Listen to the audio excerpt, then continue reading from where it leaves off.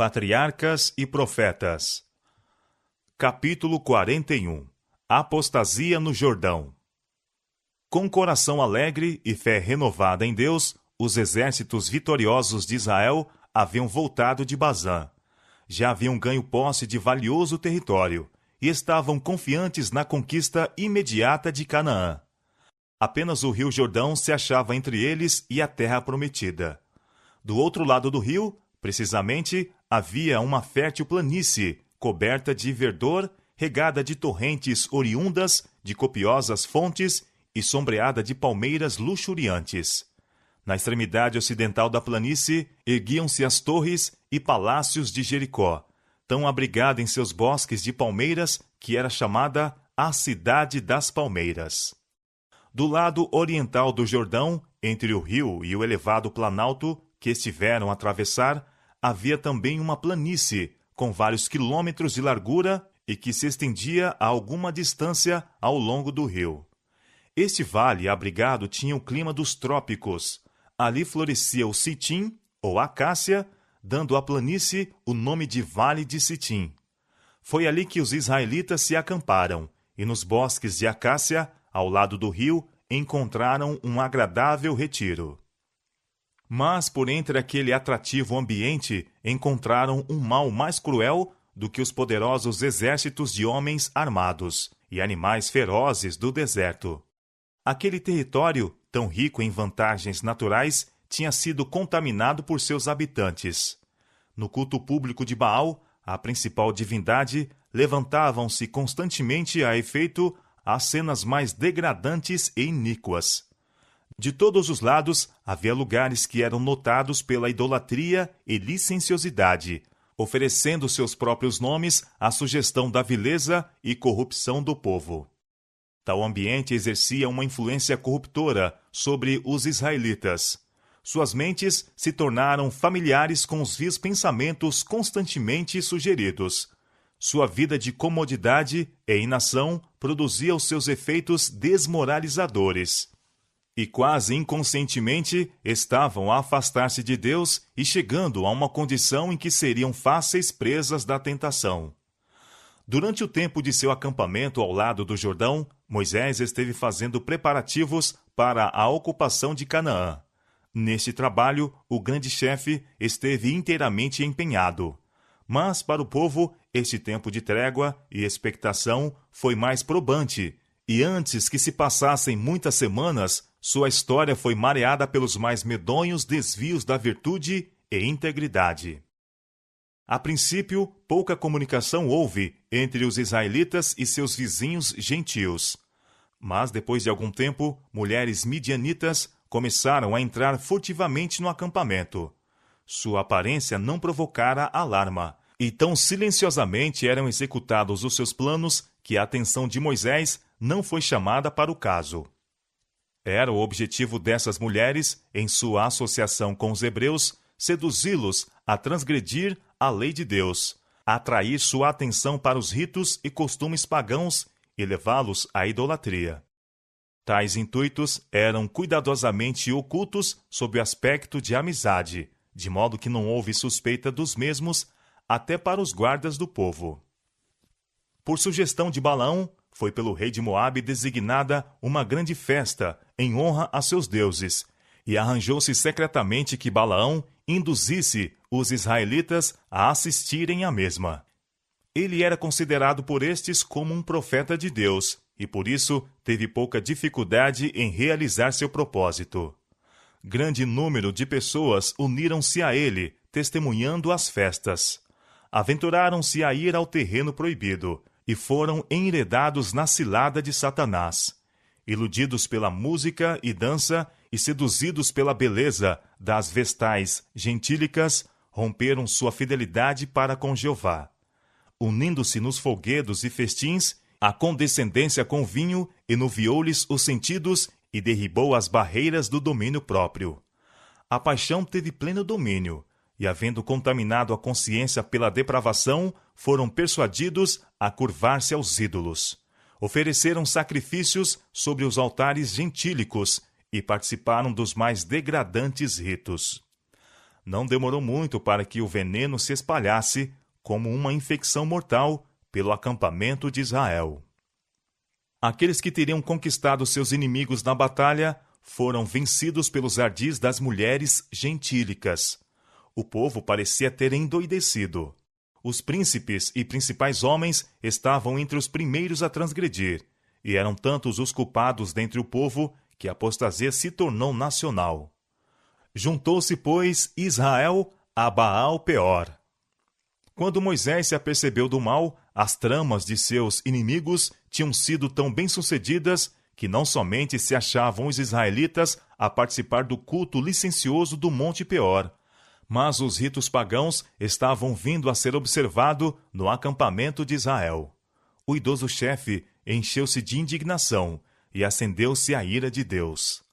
As suas práticas iníquas fizeram para Israel aquilo que todos os encantamentos de Balaão não poderia fazer: separaram-nos de Deus. Por meio de juízos que se não fizeram esperar, o povo foi despertado para a enormidade de seu pecado. Uma pestilência terrível irrompeu no arraial, da qual dezenas de milhares de pronto foram presas. Deus ordenou que os chefes desta apostasia fossem mortos pelos magistrados. Esta ordem foi prontamente obedecida. Os transgressores foram mortos. Então seus corpos foram suspensos à vista de todo Israel. Para que a congregação, vendo os dirigentes tão severamente tratados, pudesse ter uma intuição profunda da aversão de Deus ao seu pecado e do terror de sua ira contra eles. Todos entendiam que o castigo era justo, e o povo foi apressadamente ao tabernáculo e com lágrimas e profunda humilhação confessou seu pecado.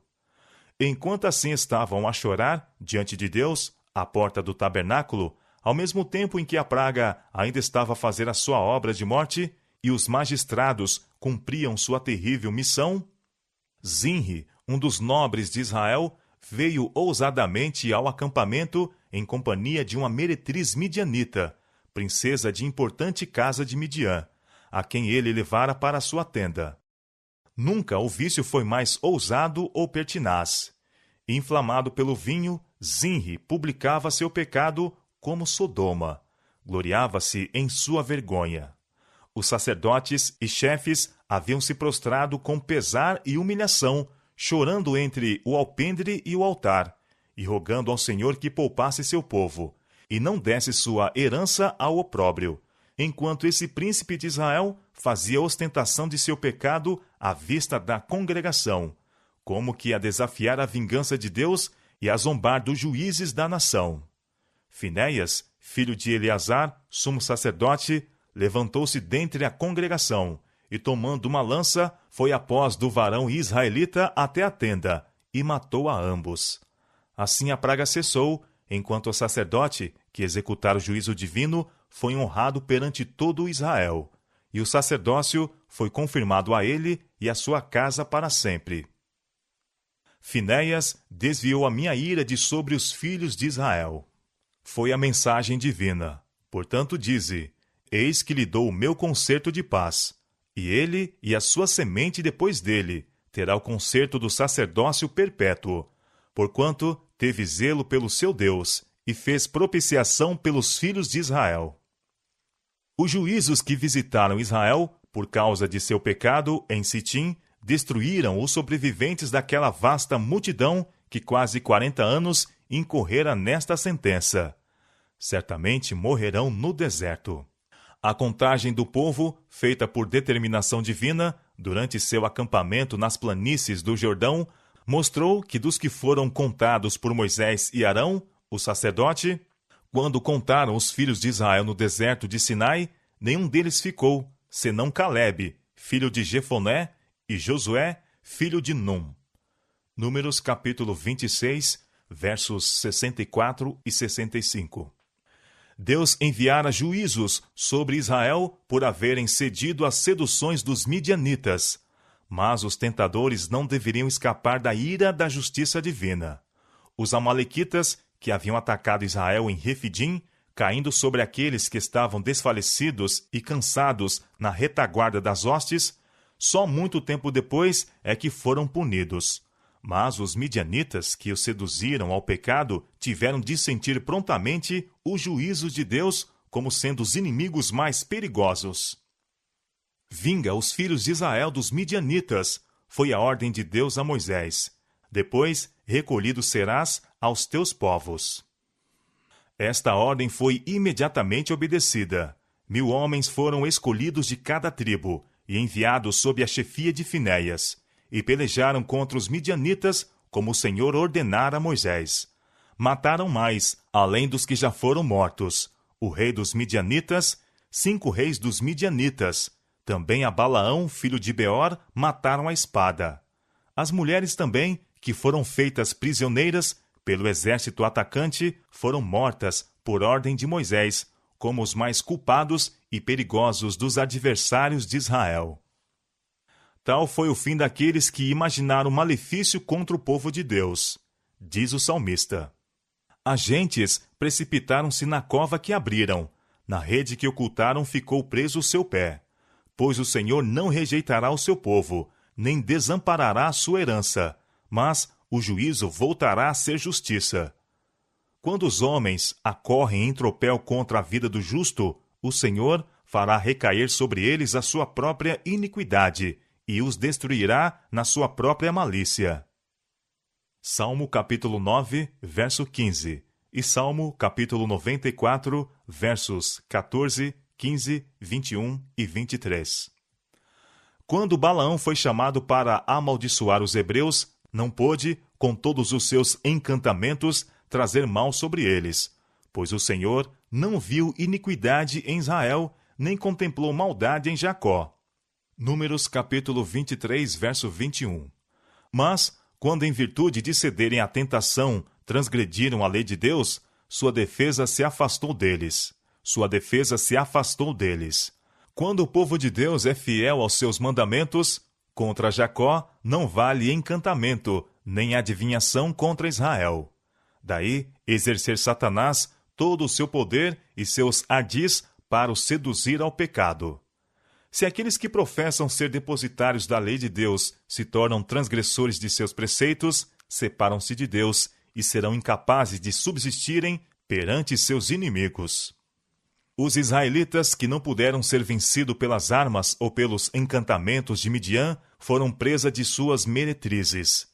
Tal é o poder que a mulher, alistada ao serviço de Satanás, tem exercido para prender e destruir as almas. A muitos feridos derribou, e são muitíssimos os que por ela foram mortos. Provérbios capítulo 7, verso 26. Foi assim que os filhos de Sete foram desviados de sua integridade, e a semente santa se tornou corrupta. Assim foi José tentado. Assim traiu Sansão a sua força, a defesa de Israel, nas mãos dos filisteus. Nisto, Davi tropeçou. E Salomão, o mais sábio dos reis, que 3 vezes fora chamado o amado de seu Deus, tornou-se escravo da paixão e sacrificou sua integridade ao mesmo poder fascinante. Ora, tudo isto lhe sobreveio como figuras, e estão escritas para aviso nosso, para quem já são chegados os fins dos séculos. Aquele, pois, que cuida estar em pé, olhe, não caia. 1 Coríntios capítulo 10, versos 11 e 12. Satanás bem conhece o material com que tem a lidar no coração humano. Ele sabe, pois tem estudado com diabólica intensidade durante milhares de anos, quais os pontos que mais facilmente podem ser assaltados no caráter de cada um. E durante gerações sucessivas tem ele operado a fim de subverter os homens mais fortes, os príncipes de Israel, pelas mesmas tentações que tiveram tanto êxito em Baal-Peor. Todos os períodos da história se acham repletos de caracteres que naufragaram de encontro aos recifes da condescendência sensual. Aproximando-nos do final do tempo, ao achar-se o povo de Deus nas fronteiras da Canaã celestial, Satanás redobrará, como fez antigamente, os seus esforços para os impedir de entrar na boa terra. Arma as suas ciladas a toda a alma. Não é simplesmente o ignorante, ou sem letras, que necessita ser guardado. Ele preparará suas tentações para os que se encontram nas mais elevadas posições. Se ele os puder levar a poluir a alma, poderá por meio deles destruir a muitos. E ele agora emprega os mesmos fatores que empregou há 3.000 anos atrás. Por meio de amizades mundanas, pelos encantos da beleza, pela procura de prazeres, folguedos, festins ou bebidas, tenta ele a violação do 7º mandamento. Satanás seduziu Israel à depravação antes de os levar à idolatria. Aqueles que desonrarem a imagem de Deus e macularem seu templo em suas próprias pessoas, não terão escrúpulos para praticarem qualquer desonra a Deus que satisfaça o desejo de seus depravados corações. A condescendência sensual enfraquece o espírito e avilta a alma. As faculdades morais e intelectuais ficam embotadas e paralisadas pela satisfação das inclinações animais. E é impossível ao escravo da paixão compenetrar-se da obrigação sagrada imposta pela lei de Deus, apreciar a obra expiatória ou dar o devido valor à alma. Bondade, pureza e verdade, reverência para com Deus e amor pelas coisas sagradas, e tudo isto são afeições santas e nobres desejos que ligam os homens ao mundo celestial. São consumidos nos fogos da lascívia. A alma se torna um deserto, enegrecido e desolado, habitação de espíritos maus e guarida de toda ave hedionda e abominável. Seres formados à imagem de Deus são arrastados ao nível dos irracionais. Foi associando-se com os idólatras e unindo-se às suas festas que os hebreus foram levados a transgredir a lei de Deus e trazer seu juízo sobre a nação. Assim, agora é levado os seguidores de Cristo a associar-se com os ímpios e unir-se às suas diversões, que Satanás é mais bem-sucedido a induzi-los ao pecado. Saí do meio deles e apartai-vos, diz o Senhor, e não toqueis nada imundo. 2 Coríntios capítulo 6, verso 17. Deus requer hoje de seu povo uma distinção tão grande do mundo, nos costumes, hábitos e princípios, como exigia de Israel antigamente. Se fielmente seguirem os ensinos de sua palavra, existirá esta distinção. Não poderá ser de outra maneira. As advertências feitas aos hebreus contra o identificarem-se com os gentios não eram mais diretas ou explícitas do que as que vedam aos cristãos adaptar-se ao espírito e costumes dos ímpios. Cristo nos fala: não ameis o mundo, nem o que no mundo há. Se alguém ama o mundo, o poder do Pai não está nele. A amizade do mundo é inimizade contra Deus. Portanto, qualquer que quiser ser amigo do mundo, constitui-se inimigo de Deus. 1 São João, capítulo 2, verso 15, e São Tiago, capítulo 4, verso 4. Os seguidores de Cristo devem separar-se dos pecadores, procurando sua companhia apenas quando há oportunidade de fazer-lhes bem. Nunca seríamos demasiado decididos em evitar a companhia daqueles que exercem influência para desviar-nos de Deus. Ao mesmo tempo em que oramos, não nos deixes cair em tentação, devemos excluir a tentação tanto quanto possível. Foi quando os israelitas se achavam em uma condição de comodidade e segurança exterior que foram levados ao pecado. Deixaram de conservar a Deus sempre diante de si, negligenciaram a oração e acariciaram um espírito de confiança em si próprios. A comodidade e a condescendência consigo mesmos deixaram desguarnecida a cidadela da alma, dando entrada a pensamentos aviltantes. Foram os traidores dentro dos muros que subverteram as fortalezas do princípio e traíram Israel ao poder de Satanás. É assim que Satanás ainda procura conseguir a ruína da alma. Uma longa operação preparatória, desconhecida ao mundo, tem lugar no coração antes que o cristão cometa francamente o pecado. A alma não desce de pronto da pureza e santidade à depravação, corrupção e crime. Leva tempo para que se degradem aqueles que foram formados à imagem de Deus ao estado brutal e satânico. Pelo contemplar, nos transformamos. Alimentando pensamentos impuros, o homem pode de tal maneira conduzir a mente que o pecado que uma vez lhe repugnava tornar-se-lhe-á agradável. Satanás está empregando todos os meios para tornar populares o crime e o vício aviltante. Não podemos andar pelas ruas de nossas cidades sem encontrar notícias inflamantes de crimes apresentadas em alguns romances ou serem representados em algum teatro. A mente é educada de maneira a familiarizar-se com o pecado. A conduta, seguida pelos que são baixos e vis, é posta perante o povo nos jornais do dia, e tudo que pode excitar a paixão é trazido perante eles em histórias excitantes. Ouvem e leem tanto acerca de crimes aviltantes que a consciência, que já fora delicada e que teria recuado com horror de tais cenas, se torna endurecida e ocupam-se com tais coisas com ávido interesse. Muitos dos divertimentos populares do mundo hoje, mesmo entre aqueles que pretendem ser cristãos, propendem para os mesmos fins que os dos gentios outrora. Poucos há, na verdade, entre eles que Satanás não torne responsáveis pela destruição de almas. Por meio do teatro, ele tem operado durante séculos para excitar a paixão e glorificar o vício. A ópera, com sua fascinadora ostentação e música sedutora, o baile de máscaras, a dança, o jogo, Satanás emprega para derribar as barreiras do princípio e abrir a porta à satisfação sensual.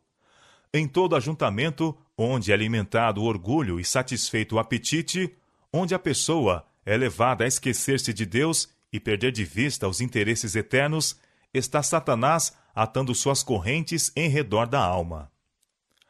Guarda o teu coração, é o conselho do sábio, porque dele procedem as saídas da vida. Conforme o homem imaginou na sua alma, assim é. Provérbios capítulo 4, verso 23 e Provérbios capítulo 23, verso 7. O coração deve ser renovado pela graça divina, ou será debalde procurar pureza de vida.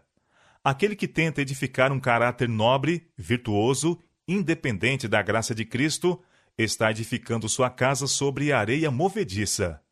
Nas cruéis tempestades da tentação, certamente será ela derribada. A oração de Davi deve ser a petição de toda a alma. Cria em mim, ó Deus, um coração puro, e renova em mim um espírito reto. Salmo capítulo 51, verso 10. E tendo-nos tornado participantes do dom celestial, devemos prosseguir até a perfeição, sendo mediante a fé guardados na virtude de Deus. 1 São Pedro, capítulo 1, verso 5. Temos, todavia, uma obra a fazer a fim de resistirmos à tentação. Aqueles que não querem ser presa dos ardis de Satanás devem bem guardar as entradas da alma. Devem evitar ler, ver ou ouvir aquilo que sugira pensamentos impuros. A mente não deve ser deixada divagar ao acaso em todo assunto que o adversário das almas possa sugerir. Cingindo os lombos do vosso entendimento, diz o apóstolo Pedro, sede sóbrios, não vos conformando com as concupiscências que antes havia em vossa ignorância. Mas, como é santo aquele que vos chamou, sede vós também santos em toda a vossa maneira de viver. 1 São Pedro, capítulo 1, versos 13 a 15. Tudo que é verdadeiro, tudo que é honesto, tudo que é justo, tudo que é puro, tudo que é amável, tudo que é de boa fama, se há alguma virtude e se há algum louvor, nisto pensai. Filipenses capítulo 4, verso 8. Isto exigirá oração fervorosa e incessante vigiar. Devemos ser auxiliados pela influência permanente do Espírito Santo, que atrairá a mente para cima e habituá-la a ocupar-se com coisas puras e santas. E devemos fazer estudo diligente da palavra de Deus. Como purificará o mancebo o seu caminho? Observando, conforme a tua palavra. Escondi a tua palavra no meu coração, diz o salmista, para não pecar contra ti. Salmo capítulo 119, versos 9 a 11. O pecado de Israel em Bet-peor acarretou o juízo de Deus sobre a nação, E embora os mesmos pecados hoje não sejam punidos tão prontamente, de um modo tão certo, eles terão a sua paga. Se alguém destruir o templo de Deus, Deus o destruirá. 1 Coríntios capítulo 3, verso 17. A natureza determinou penas terríveis a estes crimes. Penas estas que, mais cedo ou mais tarde, serão infligidas a todo transgressor. São estes pecados, mais do que outros qualquer, os que têm causado a terrível degeneração de nossa espécie, e o cortejo de moléstias e miséria que faz a desgraça do mundo. Os homens podem ter êxito ao esconder de seus semelhantes as suas transgressões, mas nem por isso deixarão de ceifar infalivelmente os resultados, em sofrimentos, moléstias, imbecilidade ou morte. E além desta vida, encontra-se o tribunal do juízo, com sentenças de eterna punição. Os que cometem tais coisas não herdarão o reino de Deus, mas com Satanás e os anjos maus terão parte naquele lago de fogo, que é a segunda morte. Gálatas, capítulo 5, versos 21 e Apocalipse, capítulo 20, verso 14. Os lábios da mulher estranha destilam favos de mel, e o seu paladar é mais macio do que azeite. Mas seu fim é amargoso, como o abismo, agudo como a espada de 2 gumes. Afasta dela o teu caminho, e não te aproximes da porta da sua casa, para que não des a outro a tua honra, nem os teus anos a cruéis, para que não se fartem os estranhos do teu poder e todos os teus trabalhos entrem na casa do estrangeiro. E gemas no teu fim, quando consumirem a tua carne e o teu corpo. Sua casa se inclina para a morte. Todos os que se dirigem a ela não voltarão. Seus convidados estão nas profundezas do inferno.